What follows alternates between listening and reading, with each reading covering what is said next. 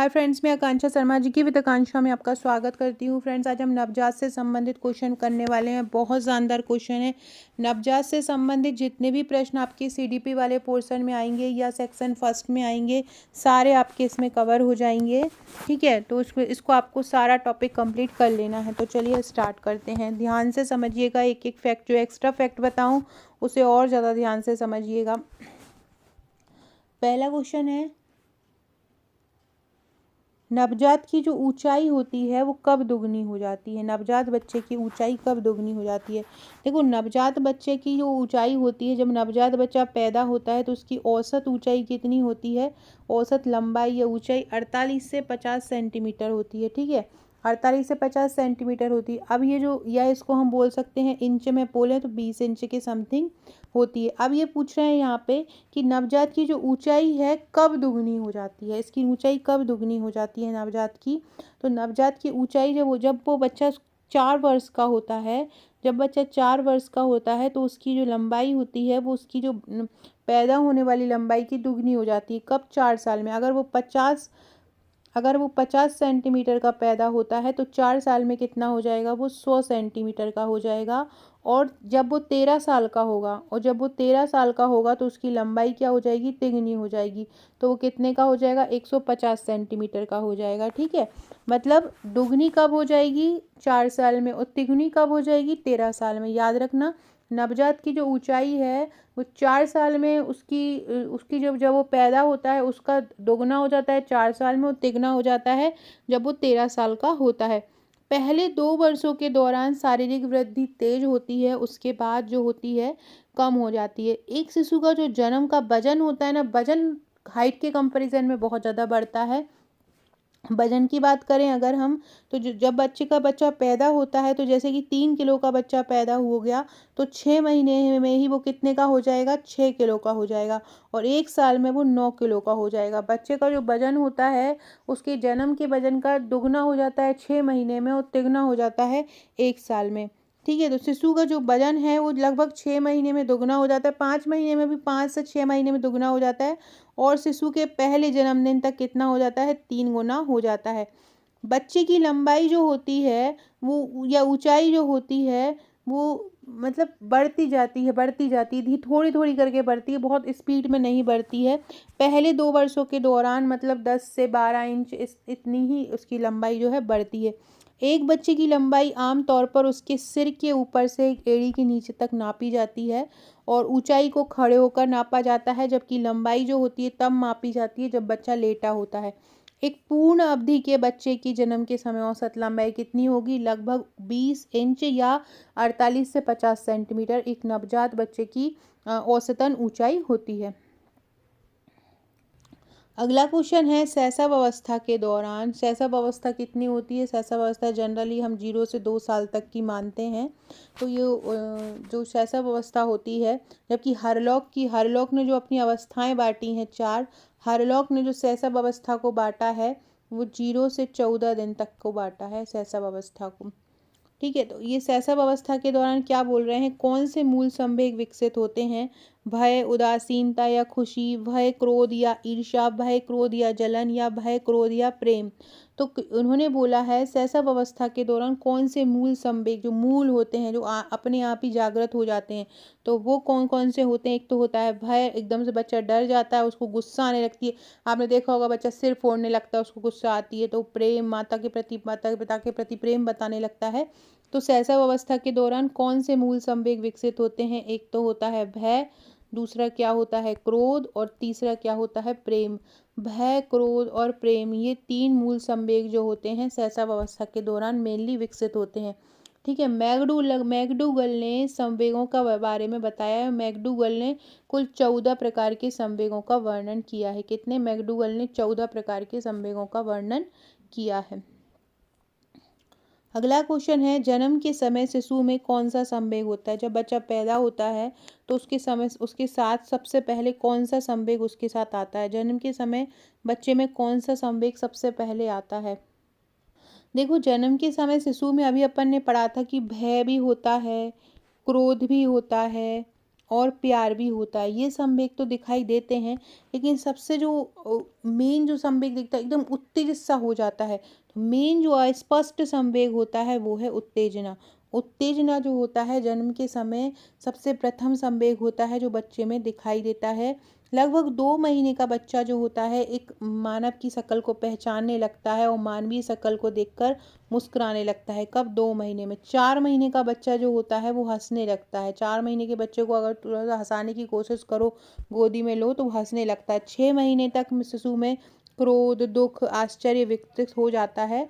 और 6 से 12 महीने के शिशु को जब उनका नाम से बार बार पुकारा जाता है तो वो प्रतिक्रिया करना मतलब करने प्रतिक्रिया करने लगते हैं। तो शैशव अवस्था के दौरान मेन कौन से शैशव अवस्था के दौरान पूछेंगे कि शैशव अवस्था के समय मेन कौन से होते हैं, तो क्रोध, भय, प्रेम शैशव अवस्था में होते हैं। और जन्म के समय कौन सा मेन होता है? जन्म के समय एक जो अस्पष्ट संवेग होता है वो होता है उत्तेजना, जो कि जन्म के समय दिखाई देता है। जन्म के समय कौन सा संवेग दिखाई देता है? उत्तेजना संवेग दिखाई देता है। बाकी क्रोध, प्रेम, भय ये कब दिखाई देते हैं? शैशव अवस्था मतलब 2 वर्ष तक की अवस्था में दिखाई देते हैं। जब जन्म बच्चा होता है तो एक अस्पष्ट सी उत्तेजना उसमें दिखाई देती है, एकदम से गुस्सा होने लगता है, हाथों को बांध लेता है। तो ये सारी चीज़ें इसमें देखने को मिलती हैं। एक क्वेश्चन पूछा जाता है आपसे कि नवजात शिशु की संवेदी क्षमताओं और सोच से हमें क्या संकेत मिलता है? तो ये हमें संकेत मिलता है कि नवजात जो होता है आवाज़, रंग और गंध को पहचानने के लिए काम करते हैं। वे आवाज़ को पहचानने के लिए, रंगों को पहचानने के लिए और गंध को पहचानने के लिए काम करते हैं। अगला क्वेश्चन है, भय, क्रोध, प्रेम तथा पीड़ा नामक ये 4 प्रमुख संवेग होते हैं। ये शिशु में कब तक विकसित हो जाते हैं? तो ये 2 वर्ष तक विकसित हो जाते हैं। भय, क्रोध, प्रेम तथा पीड़ा नामक 4 मुख्य संवेग कब तक हो जाते हैं शिशु में विकसित? तो ये 2 वर्ष तक विकसित हो जाते हैं। कब तक? 2 वर्ष तक विकसित हो जाते हैं। किस अवस्था में? प्रारंभिक वर्षों में सामाजिक भावना का अभाव होता है, जब सामाजिक भावनाएं नहीं पाई जाती। शैशव अवस्था में बच्चे में कोई सामाजिक भावना नहीं पाई जाती, वो अंदर ही रहता है, उसको पता ही नहीं रहता क्या समाज है, क्या क्या है। वो अपने बस माता के साथ रहता है, पिता के साथ रहता है, अपने भाई बहनों के साथ रहता है। तो शैशव अवस्था में सामाजिक भावना का अभाव होता है। अगला है, शैशव अवस्था के संबंध में क्या सही है? छोटे शिशु अकेला ही खेलना आरंभ करते हैं। शैशव अवस्था के अंतिम वर्षों में शिशु में सामाजिक भावना का विकास होने लगता है। 4 वर्ष का बालक अपने छोटे भाई बहनों का बचाव करने का प्रयास करता है। उपरोक्त सभी, तो ये चारों ही जो कथन है वो सही हो जाएंगे। तो उपरोक्त सभी इसका आंसर हो जाएगा। अगला है, फ्रायड ने लड़कों के मात्र प्रेम भाव को क्या नाम दिया है? देखो, फ्रायड जो थे वो इसी प्रकार की बातें करते थे प्रेम की, है ना। ये उन्होंने इसी प्रकार से संवेगों का भी वर्णन किया है। और इन्होंने 2 प्रकार की ग्रंथि बताई थी, ऑडिपस और इलेक्ट्रा। 2 ग्रंथि बताई थी, एक बताया था ऑडिपस और एक बताया था इलेक्ट्रा। उन्होंने बताया था जो ऑडिपस ग्रंथि होती है वो किस में होती है? लड़के में होती है। ऑडिपस ग्रंथि किस में होती है? लड़के में। और इलेक्ट्रा ग्रंथि किस में होती है? लड़की में। ऑडिपस ग्रंथि के कारण क्या होता है? लड़के अपनी माता से प्रेम करते हैं, माता से ज़्यादा लगाव होता है। और इलेक्ट्रा ग्रंथि के कारण क्या होता है? लड़कियों का अपने पिता से ज़्यादा लगाव होता है। इसका उन्होंने ऑडिपस और इलेक्ट्रा नाम क्यों दिया था कि ऑडिपस नाम का एक लड़का था, उसने अपने माता से प्रेम के कारण अपनी पिता की हत्या कर दी थी। और इलेक्ट्रा नाम की लड़की ने अपने माता की हत्या कर दी थी अपने पिता से प्रेम के कारण। तो इसी कारण इनको नाम दिया गया है ये ऑडिपस और इलेक्ट्रा। या लड़कों की बात कर रहे हैं कि लड़कों में कौन सी ग्रंथि होती है, तो लड़कों में कौन सी होती है? ऑडिपस भावना ग्रंथि होती है। और लड़कियों की बात करेंगे तो लड़कियों में कौन सी होती है? इलेक्ट्रा होती है।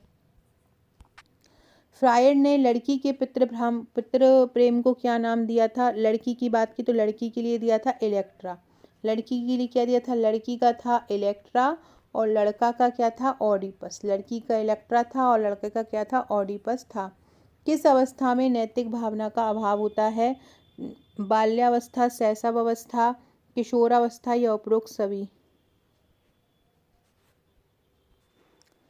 वैलेंटाइन ने किस काल को सीखने का आदर्श काल कहा है? बाल्यावस्था, शैशव अवस्था, किशोर अवस्था।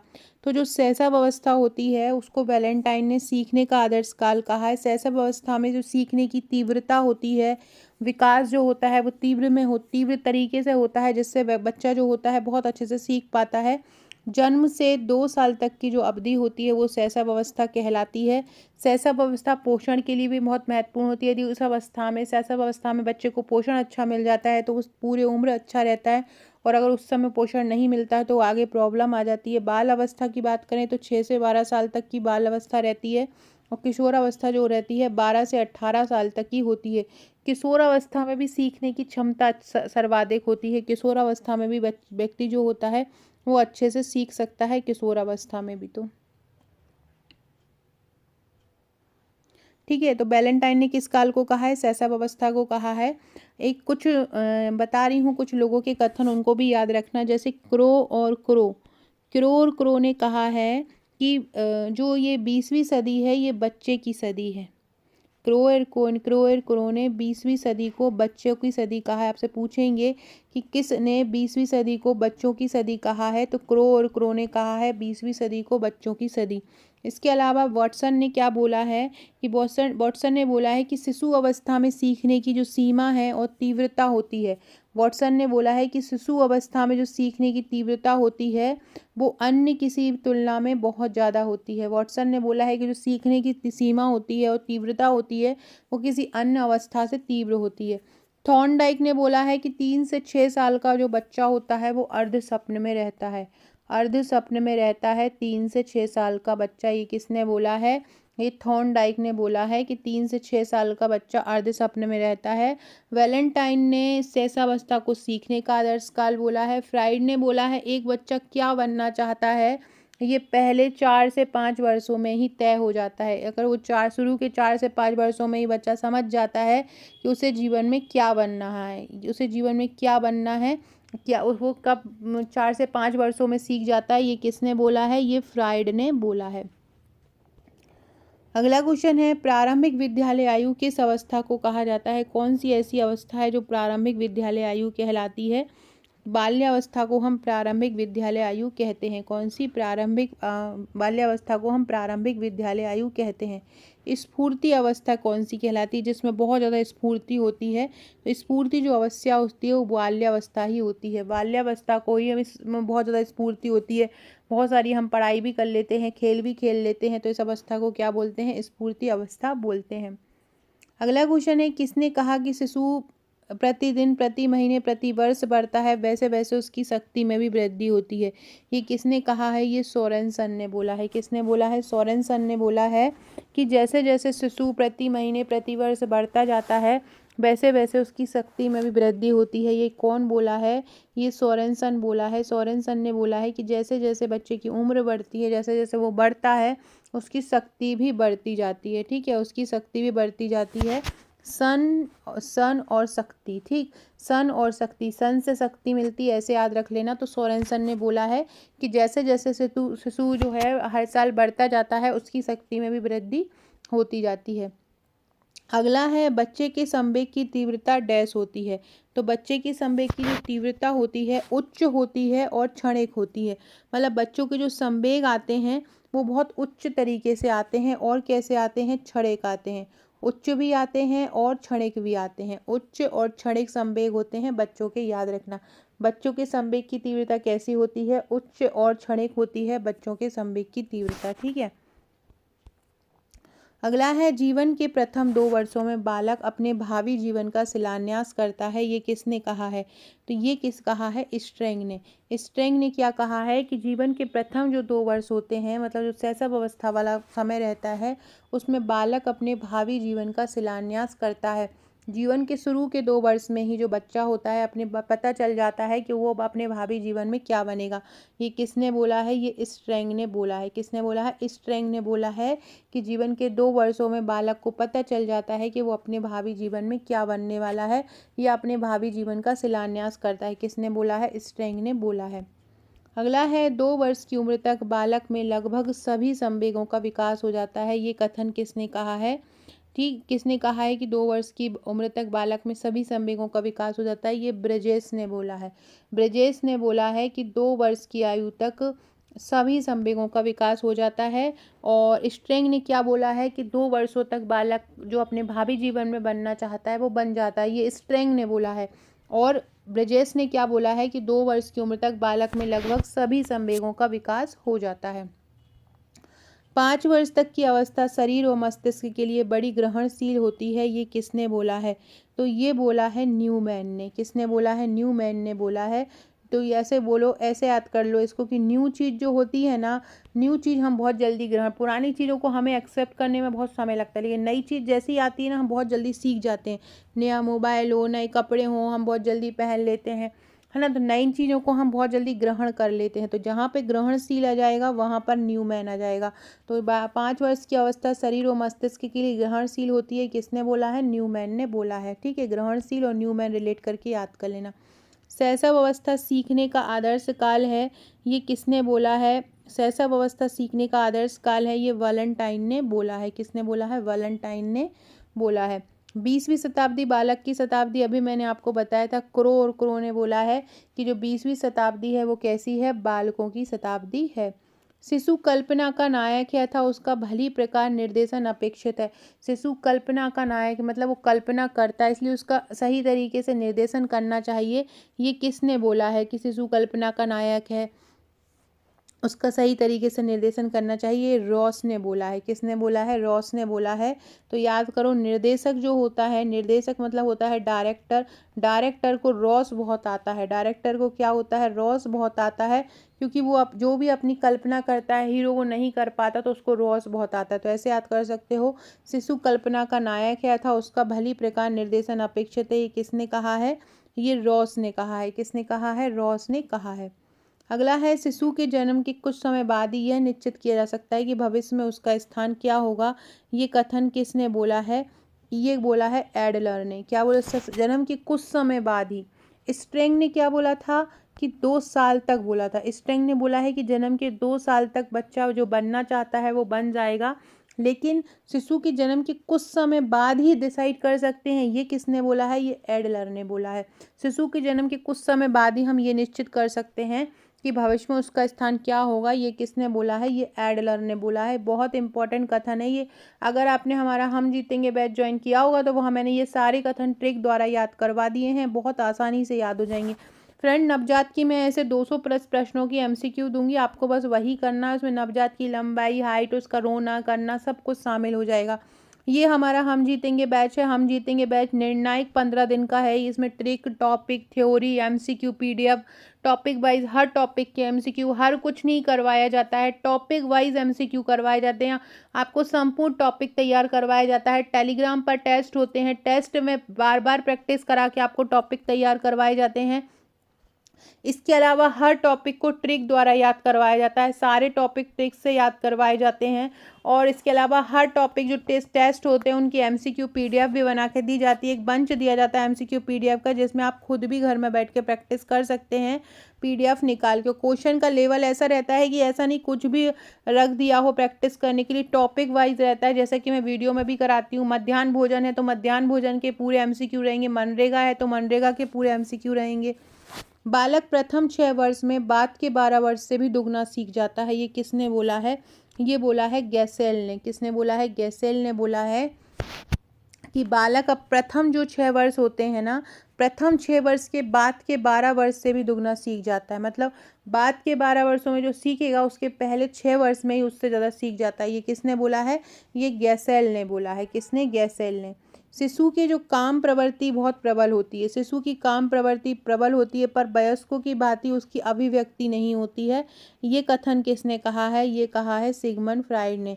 शिशुओं में काम प्रवृत्ति बहुत प्रबल होती है पर उसमें उसकी काम प्रवृत्ति, उस फ्राइड ने बोला है कि बच्चा जब पैदा होता है तभी उसमें कामुकता आ जाती है, लेकिन वो बस उसको व्यक्त नहीं कर पाता है ना। और जो वयस्क होते हैं उसको व्यक्त कर देते हैं। तो ये किसने बोला है? सिगमंड फ्राइड ने बोला है। फ्रेंड्स, इसका आंसर दीजिएगा मुझे कि ये फ्राइड जो हैं वो कहाँ के मनोवैज्ञानिक हैं? फ्राइड जो हैं वो कहाँ के मनोवैज्ञानिक हैं? सारे लोग इसका आंसर मुझे कमेंट करके ज़रूर दीजिएगा कि फ्राइड कहाँ के मनोवैज्ञानिक हैं।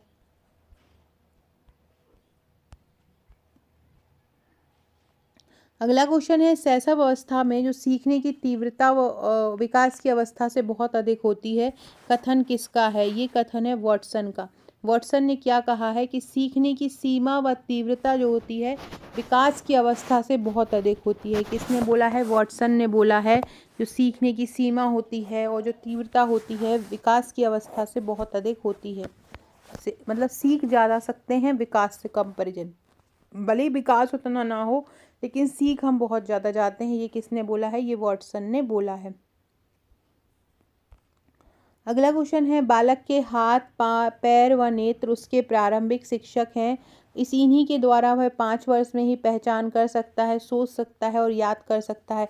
ये किसने कहा है? ये रूसो ने कहा है। रूसो ने कहा है कि बालक के हाथ पैर और नेत्र उसके प्रारंभिक शिक्षक हैं। इन्हीं के द्वारा वह 5 वर्ष में पहचान कर सकता है, सोच सकता है और याद कर सकता है। अगला है, बाल्यावस्था को जीवन का अनोखा काल किसने कहा है? कॉल एवं ब्रुस ने कहा है। कॉल एवं ब्रुस ने बाल्यावस्था को जीवन का अनोखा काल कहा है। अगला है, बाल्यावस्था को मिथ्या या छद्म, बाल्यावस्था को मिथम या छद्म परिपक्वता कहते हैं। किसने बोला है? ये रॉस ने बोला है। रॉस ने बोला है बाल्यावस्था को मिथ्या या छद्म परिपक्वता। किसने बोला है? रॉस ने बोला है। अगला है, शैक्षिक दृष्टिकोण में से बाल्यावस्था से अधिक जीवन में कोई महत्वपूर्ण अवस्था नहीं है। ये कथन किसका है? ये 3 लोगों ने बोला है, विलियर जोन्स एवं सिम्पसन ने। विलियर जोन्स एवं सिम्पसन ने बोला है कि जो शैक्षिक दृष्टिकोण से अधिक बाल्यावस्था में और कोई महत्वपूर्ण अवस्था नहीं है।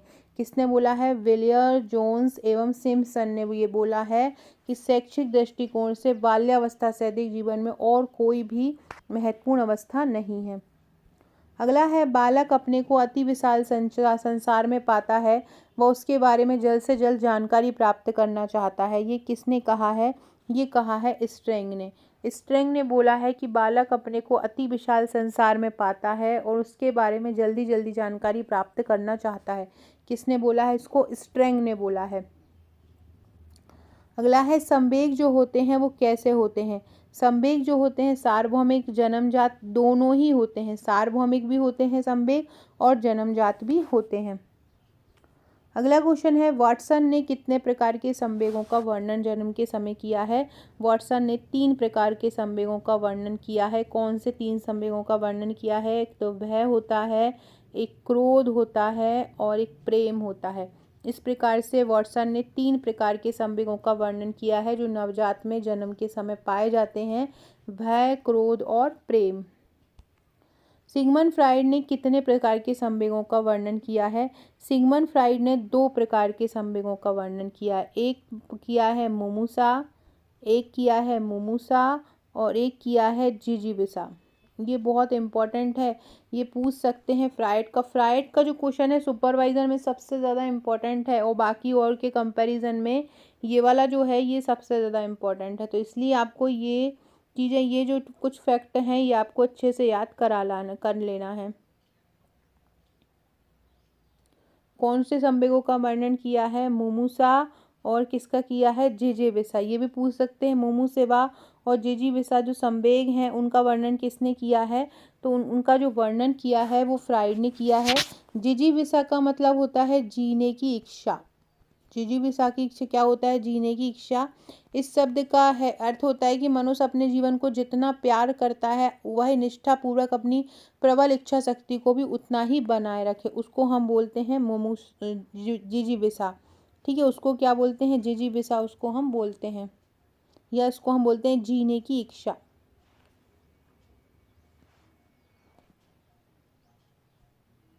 अगला क्वेश्चन है, अधिकांश बच्चे किस आयु में पहला शब्द बोलने लगते हैं?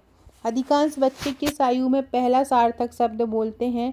3 महीने में, 6 महीने में, 35 से 40 महीने में या 10 से 13 महीने में? तो लगभग 4 से 5 महीने जब हो जाते हैं बच्चे को तो वो पहला शब्द बोलने लगता है। जब 4 से 5 महीने हो जाते हैं बच्चे को, ठीक है, तो अलग अलग प्रकार, जैसे कि पहला जो होता है कुंजन करना, रोना, कूकना, ये सारी चीज़ें उसमें आ जाती हैं। तो ये अवस्था जन्म के 4 से 5 महीने के बाद तक चलती है। तो इसमें लगभग अपना आंसर क्या हो जाएगा? जब पहला सार्थक शब्द अगर आ जाएगा तो पहला सार्थक शब्द हो जाएगा 10 से 13 महीने। पहला सार्थक शब्द बच्चा कब बोलने लगता है? 10 से 13 महीने में पहला सार्थक शब्द बोलने लगता है। 3 महीने में वो कुंजना करने लगता है, कूं कूं करके रोना, आवाज़ करने लगता है। आवाज़ तो आने लगती है पर उसका कोई सार्थक शब्द नहीं निकलता है। ठीक है, उसके वाला वो गुस्से में हूँ हाँ माँ पापा, लेकिन जो सार्थक शब्द बोलने लगता है मेन, वो 10 से 13 महीने के बीच में सार्थक शब्द बोलना स्टार्ट कर देता है। अगला है, किस आयु तक के जो बच्चे होते हैं वो वृत्त, वर्ग और त्रिभुज जैसी आकृतियां बनाना आरंभ कर देते हैं। 3 वर्ष का जो बच्चा होता है वो वृत्त, वर्ग और त्रिभुज जैसी आकृति बनाना आरंभ कर देता है। कितने वर्ष का बच्चा? 3 वर्ष। ये वाला जो क्वेश्चन है वो राजस्थान के पेपर में आया था, ये वाला क्वेश्चन, कि किस वर्ष तक के बच्चे वृत्त, वायु, वर्ग और त्रिभुज जैसी आकृति बनाना स्टार्ट कर देते हैं। अगला है, डैश अवस्था के दौरान अन्वेषण सबसे महत्वपूर्ण होता है। प्रारंभिक बाल्यावस्था के दौरान अन्वेषण बहुत महत्वपूर्ण होता है। शिशु की जो भाषा होती है उसका जो विकास होता है वो रोने से होता है। 10 से 12 महीने का बच्चा एक शब्द का उपयोग करने में सक्षम हो जाता है, लेकिन पहले वर्ष के अंत तक वो 10वें महीने में वो लगभग कितना, एक शब्द बोलने लगता है। और 10 से 12 महीने तक पहुंचता है ना, तो वो कम से कम 1 से 3 शब्द उसको पहचानने लगता है। फिर उसकी भाषा की गति का एकदम से विकास तेज होने लगता है। अगला है, किस उम्र पर एक शिशु सर्वप्रथम सहारे के साथ बैठना शुरू कर देता है? सहारे के साथ बैठना कब शुरू कर देता है? 5 से 6 महीने में बच्चा जो होता है सहारे के साथ बैठना शुरू कर देता है, और 6 से 8 महीने में वो बिना सहारे के बैठना आरंभ कर देता है। 5 महीने में वो सहारे के साथ उसको पिलो वगैरह से टिका दो तो टिक के बैठ जाता है आराम से। अगला क्वेश्चन है, निम्न में किस वर्ष में अक्षरों को पहचानने की शुरुआत हो जाती है? किस वर्ष में बच्चा अक्षरों को मिलाने लगता है? तो 3 वर्ष का जब बच्चा होता है तो वो अक्षरों को मिलाने की कोशिश करने लगता है। इस केजी में आ जाता है, यूकेजी नर्सरी में इसको एडमिशन करा देते हैं। तो 3 से 4 साल का जो बच्चा है वो अक्षरों को पहचानने की शुरुआत करने लगता है। शुरुआत उसको बता दो ये ए है, ये बी है, तो इस तरह से पहचानना शुरू कर देता है अक्षरों को। कितने वर्ष का? 3 वर्ष का। 3 ही वर्ष का आकृति बनाना स्टार्ट कर देता है। देखो, आमतौर पर बच्चे किस आयु में तरह तरह के अक्षरों को मिलाकर ध्वनियाँ निकालना आरंभ कर देते हैं, जैसे कि बाबा, दादा, मामा, नाना? ये किस वर्ष में करने लगते हैं? तो ये करने लगते हैं 6 से 8 महीने का बच्चा। 6 से 8 महीने का बच्चा जो होता है वो तरह तरह के अक्षरों को मिलाकर ध्वनि को निकालना आरंभ कर देता है। कितने वर्ष का बच्चा? 6 से 8 महीने का बच्चा जो होता है वो बाबा, दादा, मामा, नाना को मिला के अपना एक वर्ड बना लेता है। किसने कहा कि जन्म के कुछ समय बाद ही वह यह निश्चित हो जाता है कि जीवन में उसका क्या स्थान है? अभी अपन ने पढ़ा था, एडलर ने कहा है, जबकि जन्म के 2 साल बाद तक ये पता चल जाता है कि बच्चा कौन बनेगा। ये किसने कहा था? ये स्ट्रेंग ने कहा था। शुरू के 2 साल तक बच्चा अर्ध सपन में रहता है, ये किसने कहा था? ये थॉर्नडाइक ने कहा था। ये इंपॉर्टेंट है, इनको याद रखना। कितने साल में? ये 1 साल आंसर आएगा यहाँ पे। 1 साल में बच्चे के कितने अस्थायी दांत आ जाते हैं? 1 साल में बच्चे के 6 से 8 अस्थायी दांत आ जाते हैं। 6 से 8 अस्थायी दांत कब आ जाते हैं? 1 साल में। जब बच्चा 1 साल का होता है तो उसके 6 से 8 अस्थायी दांत आ जाते हैं। कब आ जाते हैं? जब बच्चा 1 साल का हो जाता है तो उसके 6 से 8 अस्थायी दांत आ जाते हैं। अगला है, एक शिशु में अस्थायी दांतों का उगना कब से शुरू हो जाता है? 6 महीने का जब बच्चा होता है, 6 महीने का बच्चा होता है तो उसमें अस्थायी दांत आने लगते हैं। और जब वो 5 साल का होता है, 5 से 6 साल में उसके स्थायी दांत आने लगते हैं। 6 से 8 महीने में उसके अस्थायी दांत आने लगते हैं, और जब वो 5 साल का होता है या 6 साल का होता है तो उसके स्थायी दांत आने लगते हैं। 6 महीने में मसूड़ों के माध्यम से आना शुरू कर देते हैं, और 2 से 3 साल तक ये सभी अस्थायी दांत आ जाते हैं, और फिर ये बाकी में गिरना भी स्टार्ट कर देते हैं। इस प्रक्रिया को दांत निकलना बोलते हैं। मानव सहित अधिकांश स्तनधारी अपने जीवन के दौरान दांतों के 2 सेट बनाते हैं, एक अस्थायी जो गिर जाते हैं और एक स्थायी जिनको हम जो हमेशा रहते हैं। 20 दांत जो होते हैं वो अस्थायी होते हैं। 20 दांत अस्थायी होते हैं जो लगभग 6 महीने की उम्र में निकल आते हैं। दूध की दांतों की अगर संख्या देखें, मतलब बच्चों के दूध के दांत का जो सूत्र होता है वो 2102/2102 होता है। ये पूछते हैं नवजात बच्चों के दांतों का सूत्र क्या होता है, तो 2102/2102 होता है बराबर, मतलब टोटल 10 होते हैं। इसका अर्थ होता है कि 4 इसमें इंसाइडर होते हैं, 2 कैनाइन होते हैं, 0 प्रीमोलर होते हैं। प्रत्येक जबड़े के प्रत्येक तरफ 4 दाढ़ होती हैं। इस प्रकार से 10 दोनों तरफ 10-10 होके ये 20 दांत होते हैं। इसलिए 20 दांत एक आदमी के जीवन में 2 बार निकलते हैं। कितने दांत व्यक्ति के जीवन में 2 बार निकलते हैं? 20 दांत निकलते हैं 2 बार। ठीक है। इसके अलावा बात करते हैं अपन दांतों के प्रकार की, कि कृंतक होता है, 4 प्रकार के दांत होते हैं। कृंतक होता है, कनाइन, इनकी संख्या को कितनी होती है, 8 होती है। देखो कृंतक और प्रीमोलर, कृंतक और जो प्रीमोलर होते हैं उनकी संख्या 8 होती है। कृंतक और प्रीमोलर की संख्या 8 होती है। जो मोलर होते हैं उनकी संख्या 12 होती है। सबसे ज़्यादा मोलर ही होते हैं जो खाने को पीसने में मदद करते हैं।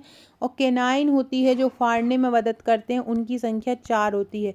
केनाइन कितने होते हैं, 4 होते हैं। कृंतक 8 होते हैं। कृंतक और प्रीमोलर 8-8 होते हैं। केनाइन 4 होते हैं और मोलर 12 होते हैं। ठीक है, याद रखिए। मनुष्य के दंत का सूत्र बच्चों का तो 2102/2102 होता है, और जो मनुष्य का होता है, वयस्क मनुष्य का, वो 2123/2123 होता है वयस्क का। ठीक है, याद रखना। अगला है शैशव अवस्था एक खतरनाक और अपीलीय काल है। ये किसने कहा है, ये हरलॉक ने बोला है। किसने बोला है, हरलॉक ने बोला है कि शैशव अवस्था एक खतरनाक और एक अपीलीय काल है। किसने बोला है, हरलॉक ने बोला है। बाल विकास में इसी प्रकार के क्वेश्चन आपके आने वाले हैं जो स्कूल पूर्व देखभाल है। जन्म के समय बच्चा कौन सी श्रेणी का होता है, जन्म के समय बच्चा असामाजिक प्राणी होता है। कैसा होता है, जन्म के समय जो बच्चा होता है वो कैसा होता है, असामाजिक प्राणी होता है। निम्न में से क्या शैशव अवस्था की विशेषता नहीं है, शारीरिक विकास में तीव्रता बिल्कुल है, मानसिक क्रियाओं में तीव्रता ये भी है, दूसरे पर निर्भरता ये भी है, नैतिकता इसमें नहीं होती है शैशव अवस्था में, तो डी इसका आंसर हो जाएगा। अगला है, किस उम्र में बच्चे हाथों और उंगलियों पर नियंत्रण करना हासिल कर लेते हैं, किस उम्र तक कर लेते हैं। 2 से 3 वर्ष तक जो बच्चे होते हैं वो हाथों और उंगलियों पर नियंत्रण करना आरंभ कर देते हैं। अगला है, किस महीने के बाद जब बच्चे को माँ के गर्भ से पर्यावरण में डाला जाता है उस अवस्था को क्या बोलते हैं। जब कुछ महीनों के बाद जब बच्चे को माँ के गर्भ से पर्यावरण में डाला जाता है तो उसको कौन सी अवस्था बोलते हैं, उसको हम शैशव अवस्था बोलते हैं। कौन सी शैशव अवस्था उसमें बोलते हैं। कौन सी शैशव अवस्था की मुख्य विशेषता नहीं होती है, अधिगम की उच्च गति बिल्कुल होती है, जिज्ञासु स्वभाव भी होती है, अनुकरण द्वारा सीखते भी हैं, चिंतनशील प्रक्रिया शैशव अवस्था की विशेषता नहीं होती। इसमें बच्चा चिंता नहीं करता है, चिंतन नहीं कर पाता है। अगला क्वेश्चन है, बच्चे का मानसिक विकास होता है उसका जो जितना भी मानसिक विकास व्यक्ति का होना होता है उसका आधा 3 वर्ष की आयु तक हो जाता है। ये किसने बोला है कि जितना विकास होना होता है उसका आधा 3 वर्ष की आयु तक हो जाता है, ये गुड इनफ ने बोला है।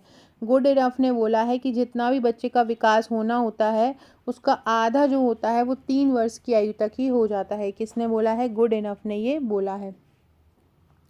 5 से 6 वर्ष का जब बच्चा होता है, 5 से 6 वर्ष का जब बच्चा होता है तो वो जितना भी उसका मस्तिष्क का विकास होना होता है उसका 90% हो जाता है। ठीक है, मस्तिष्क का जो विकास होता है वो गर्भ अवस्था से शुरू होता है। कहाँ से, गर्भ अवस्था से ही मस्तिष्क का विकास स्टार्ट हो जाता है। अगर माता को कोई समस्या होती है, जैसे शुगर वाली बीपी वाली पेशेंट है, तो फिर बच्चे के दिमाग में भी समस्या आ जाती है।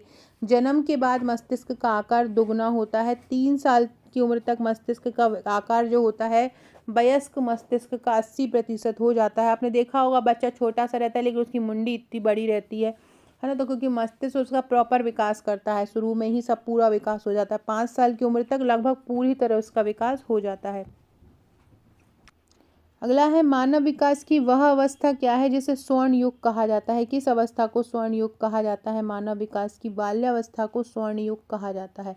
शैशव अवस्था संस्कार निर्माण की अवस्था कहलाती है।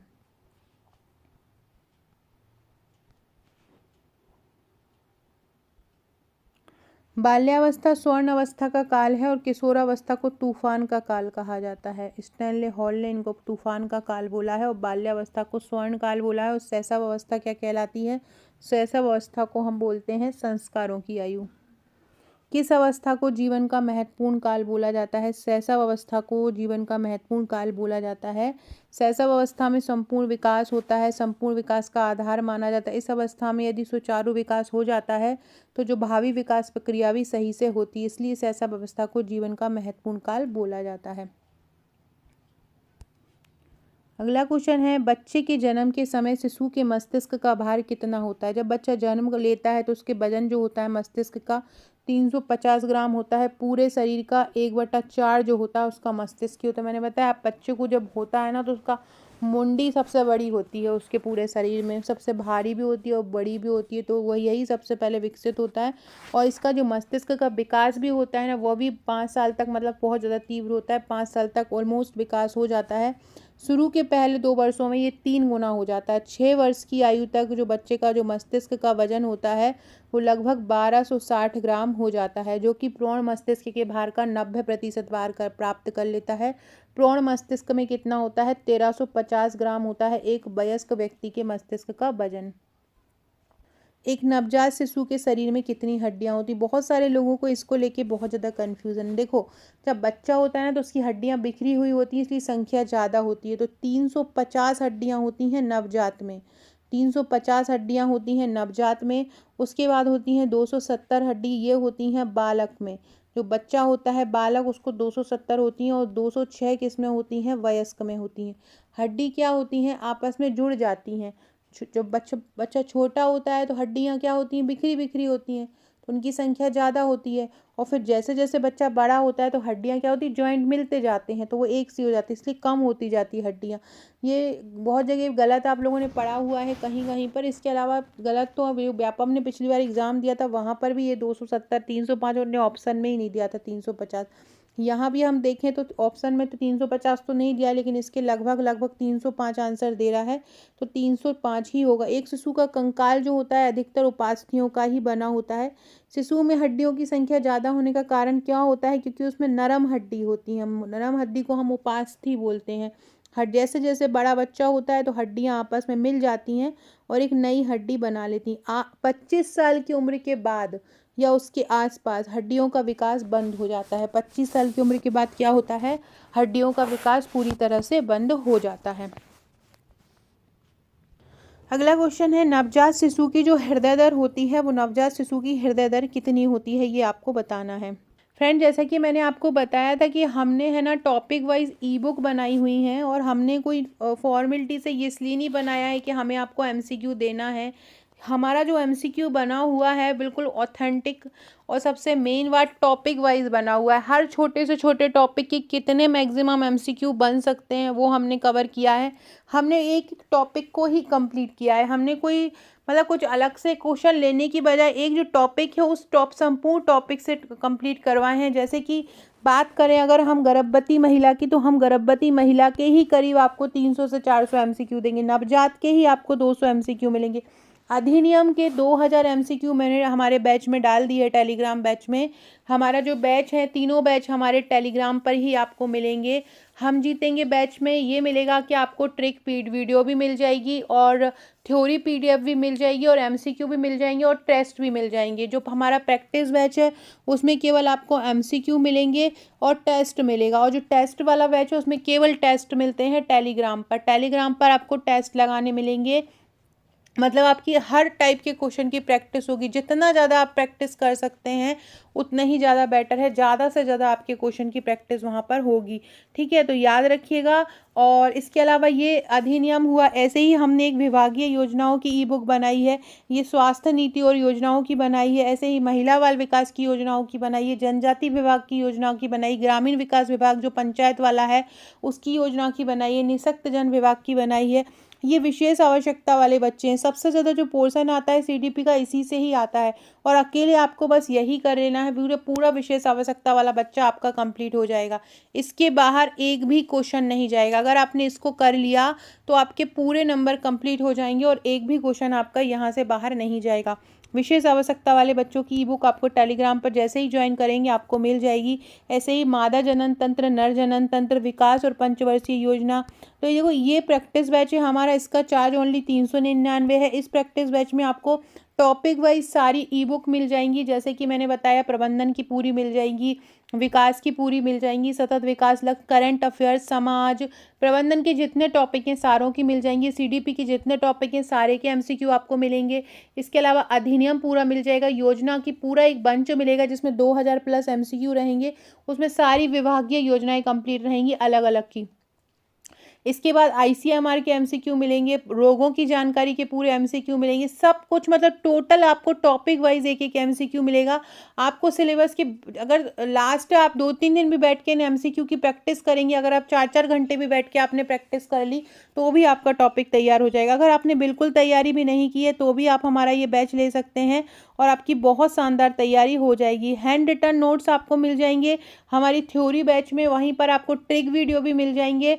और अगर आपको ना ट्रिक चाहिए है ना थ्योरी चाहिए, केवल आपको ये टॉपिक वाइज ये सारे टॉपिक के एमसीक्यू ही अकेले आपको लेना है, इस प्रकार के सारे एमसीक्यू ही लेना है। हर एमसीक्यू के नीचे उसका आंसर दिया होता है, तो अगर आपको केवल एमसीक्यू ही लेना है तो आप हमारा प्रैक्टिस बैच ले लीजिए। ये हमारा मेरा व्हाट्सअप नंबर है, इस व्हाट्सअप पर आपको करना है कि आपको टेस्ट बैच लेना है या आपको एमसीक्यू बैच लेना है या आपको हमारा हम जीतेंगे बैच लेना है।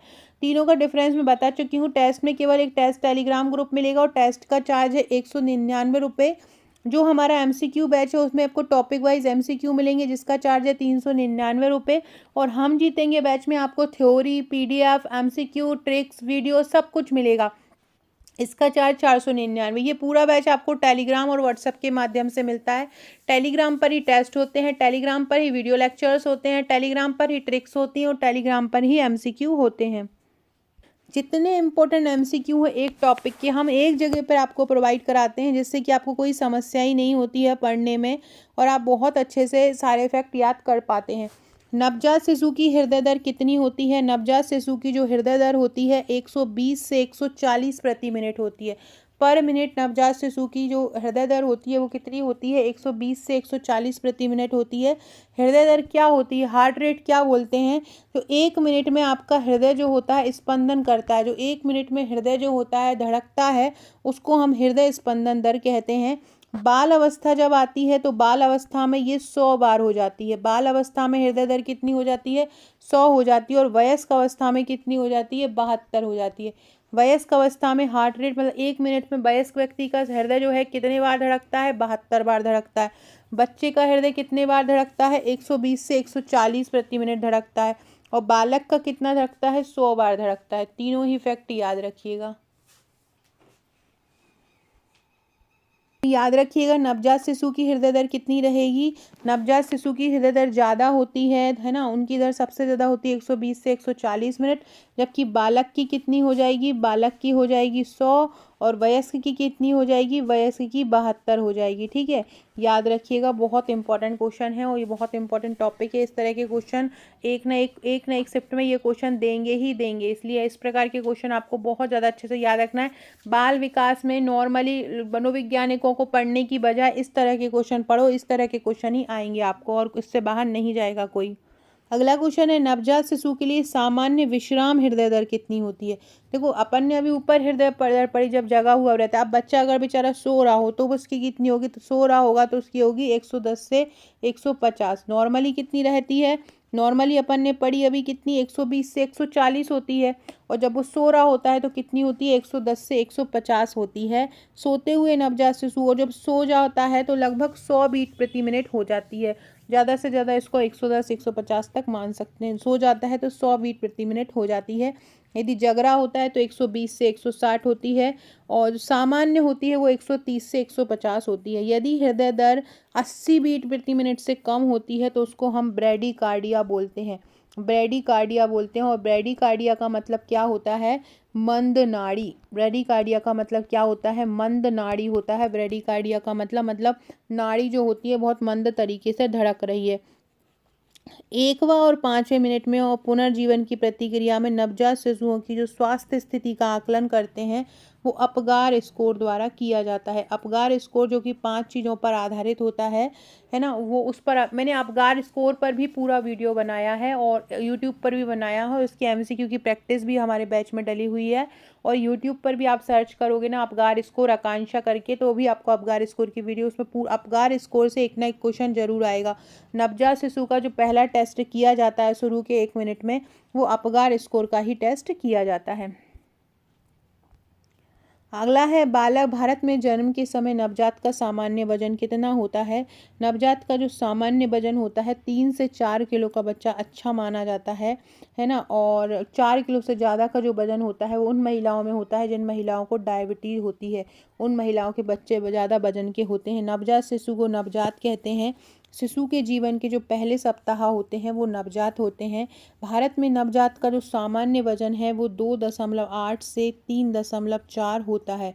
ठीक है, ये इतना वजन होता है 2.8 से 3। अच्छा वजन जो होता है वो 3.5 किलो से 3.5 से 4 किलो अच्छा वजन होता है। जबकि 2.5 से 3.5 जो औसतन वजन होता है वो औसतन वजन अगर पूछेंगे तो कितना होता है, 2.5 से 3.5 औसतन वजन होगा। अच्छा वजन पूछेंगे तो 3-3.5 किलो वजन अच्छा वजन माना जाता है।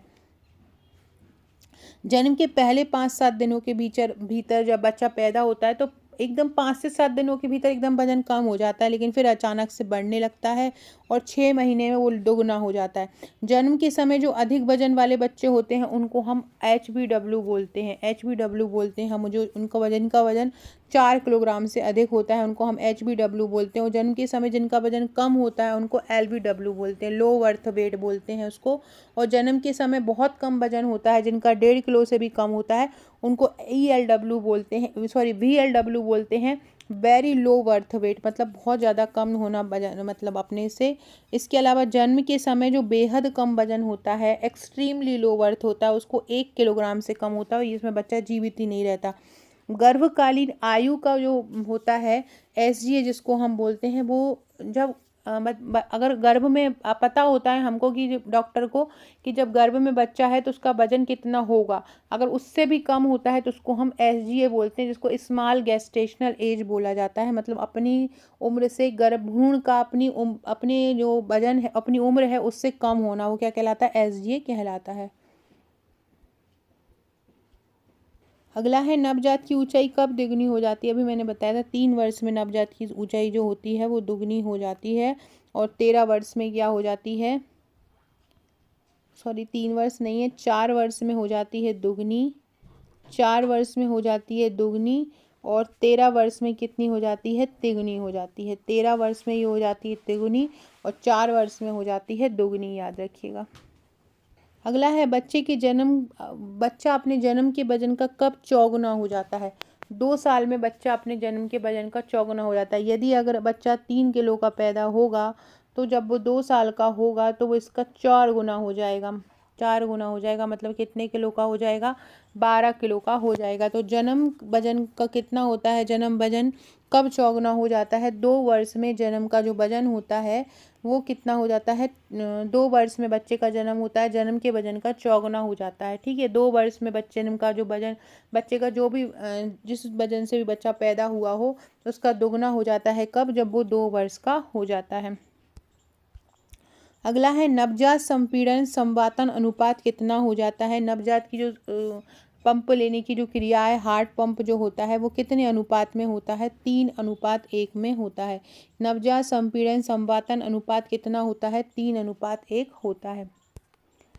अगला है माँ के दूध को कक्ष दाब पर कितने घंटे तक संग्रहित कर सकते हैं, 4 घंटे तक कर सकते हैं। माँ के दूध को कक्ष दाब पर कितने घंटे तक संग्रहित कर सकते हैं, 4 घंटे तक माता के दूध को कक्ष ताप पर संग्रहित कर सकते हैं।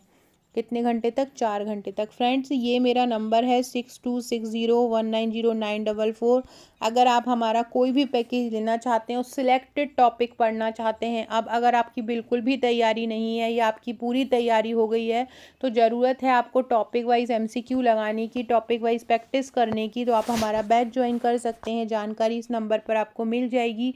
तीनों जो हमारे बैच हैं, हमारा हम जीतेंगे बैच, हमारा प्रैक्टिस बैच और हमारा टेस्ट बैच, तीनों ही इम्पॉर्टेंट है। तीनों में ही आपको टेस्ट मिलेंगे। टेस्ट सबसे ज़्यादा इम्पॉर्टेंट है क्योंकि हम इस टेस्ट ग्रुप में ज़्यादा से ज़्यादा प्रैक्टिस कराते हैं। एक से एक क्वेश्चन की प्रैक्टिस यहाँ पे कराई जा रही है, शाम से ही प्रैक्टिस कराई जाती है। रात को 10 बजे टेस्ट होता है, टॉपिक आपको ट्रिक द्वारा तैयार करवा दिया जाता है, उसके बाद उसकी MCQ PDF भी दी जाती है हर टॉपिक की। एक टॉपिक से मैक्सिमम जितने MCQ बन सकते हैं हम घोल के हमारे स्टूडेंट को पिला देते हैं और वहीं से ही एग्ज़ाम में आना है। बार बार प्रैक्टिस करोगे तो कोई भी क्वेश्चन गलत नहीं जाएगा। ठीक है, तो याद रखिएगा माँ के दूध कक्ष को ताप पर कितने घंटे तक संग्रहित कर सकते हैं, 4 घंटे तक कर सकते हैं। नवजात शिशु में फेफड़ों की कुल क्षमता कितनी होती है, मतलब कितने को पंप कर सकते हैं नवजात शिशु में, तो 150 मिलीलीटर होती है। 150 मिलीलीटर होती है, जबकि सामान्य व्यक्ति में 300 से 400 होती है, और नवजात में कितनी होती है, 150 मिलीलीटर होती है। फेफड़ों की कुल क्षमता कितनी होती है, 150 मिलीलीटर होती है। नवजात में फेफड़ों की क्षमता कितनी, 150 मिलीलीटर होती है। गर्भस्थ शिशु का जीवन जो होता है वो किस पर निर्भर करता है, अपरा या प्लेसेंटा पर निर्भर करता है। गर्भस्थ शिशु का जीवन किस पर निर्भर करता है, अपरा या प्लेसेंटा पर निर्भर करता है। फ्रेंड, डिस्क्रिप्शन बॉक्स में आपको मेरे व्हाट्सएप ग्रुप, टेलीग्राम ग्रुप की लिंक मिल जाएगी, ज्वाइन कर लीजिएगा। आकांक्षा 1957 मेरी इंस्टाग्राम आईडी है। अगर आपने अभी तक मुझे इंस्टाग्राम पर फॉलो नहीं किया है तो इंस्टाग्राम पर भी आप मुझे फॉलो कर लीजिएगा। वहाँ भी आपको बहुत अच्छे अच्छे क्वेश्चन, इंपॉर्टेंट फैक्ट आपको वहाँ पर मिल जाएंगे। तो आकांक्षा 1957 पर आप इंस्टाग्राम पर जाकर मुझे सर्च कर सकते हो। अगला क्वेश्चन है, हरलॉक के अनुसार मानव विकास की कितनी अवस्थाएं बताई जाती हैं। हरलॉक ने मानव विकास को अलग अलग अवस्थाओं में और उप अवस्थाओं में बांटा है। इस प्रकार से उन्होंने टोटल 11 अवस्थाएं बनाई हैं। हरलॉक ने किशोर अवस्था को ही 3 वर्गों में बांटा है। किशोर अवस्था को ही उन्होंने 3 वर्गों में बांटा है। एक तो पूर्व, मध्य, उत्तर, इस प्रकार से उन्होंने किशोर को ही 3 भागों में बांटा है। इसके अलावा गर्भावस्था, नवजात अवस्था, शैशव अवस्था। गर्भावस्था गर्भाधान से जन्म तक है। नवजात अवस्था शिशु के जन्म से 14 दिन तक है। फिर शैशव अवस्था 14 दिन से 2 वर्ष तक है। फिर बाल्यावस्था है। किशोरावस्था को फिर 3 भागों में बांटा है। फिर प्रौढ़ावस्था और वृद्धावस्था। इस प्रकार से टोटल 11 अवस्था हरलॉक ने जन्म के लिए बताई हैं। कितनी बताई हैं, हरलॉक ने 11 अवस्था बताई हैं। सो फ्रेंड्स, ये था हमारा आज का क्वेश्चन, आज का टॉपिक। एक और नवजात मैराथन लेके आऊँगी मैं, जिसमें आपके पूरे नवजात की बच्चे की लंबाई कैसे क्या होती है, हार्ट रेट क्या होती है, उसका बीपी कितना होता है, नाड़ी दर क्या होती है, ये सारी चीज़ें हम उसमें करेंगे। उसके क्या क्या संवेग होते हैं उसके बारे में टोटल जानकारी हम पढ़ेंगे। उसको कितना पोषण देना चाहिए, किस मात्रा में पोषण, तो उससे आपका नवजात का 4th वाला सेक्शन और 1st वाला सेक्शन दोनों कवर हो जाएगा। तो नेक्स्ट वीडियो में पढ़ेंगे। वीडियो अच्छा लगे तो लाइक शेयर सब्सक्राइब जरूर कीजिएगा। ये मेरा नंबर है, व्हाट्सअप नंबर, यहाँ पे अपना नंबर सेव करवा दीजिएगा। Okay friends, thank you.